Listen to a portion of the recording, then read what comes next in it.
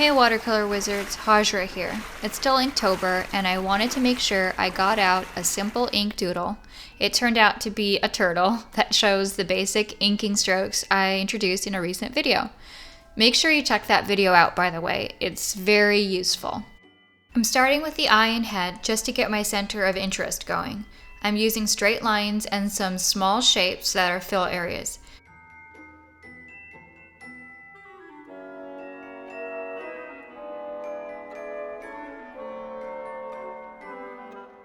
I'm also going to use pointillism or stippling to imply the sand beneath her. I come back in with a white ink pen for highlights in her eye area and also to get more whites in the upper lip area.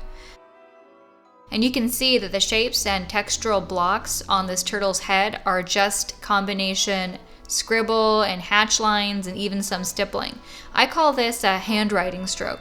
It's my own made-up terminology, and that's why I didn't mention it in the inking techniques intro video, but I think it's a good label because our handwriting is just a mix of scribbling lines along with hatching for letters like T's or X's and dots for letters like I's and J's. So what I'm doing now to doodle this turtle head is basically a handwriting motion with my pen.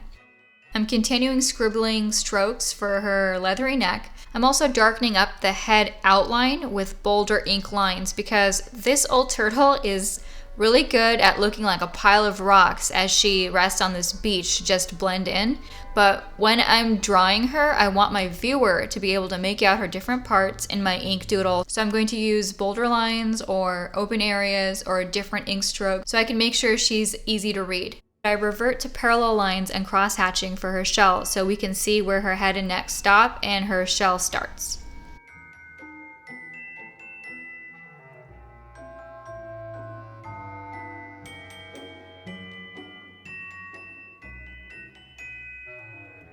For the beach under her, I continue the stippling strokes.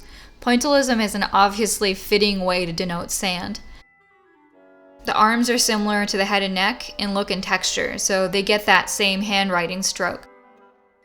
The mix of the scribbles and dots and hatches is a great, quick indicator of dense texture.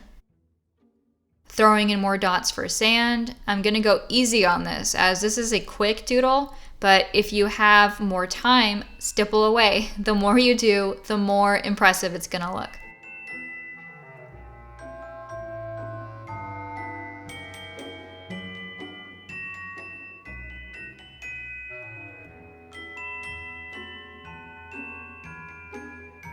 Now for the wavy line stroke to indicate some quick waves in the water in the background, and then proceeding to use scribbles in the far background to indicate a shoreline, and also some lines and hatches and some dots separately and further apart in their own strokes to create loose ideas of rocks in the nearer background.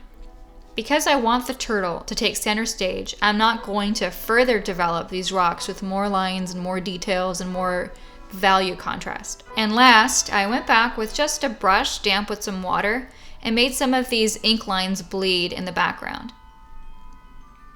It adds a better weight and balance to the background without making it darker and adding more concrete lines. So I get a balance without competing with the turtle in value or texture or line depth.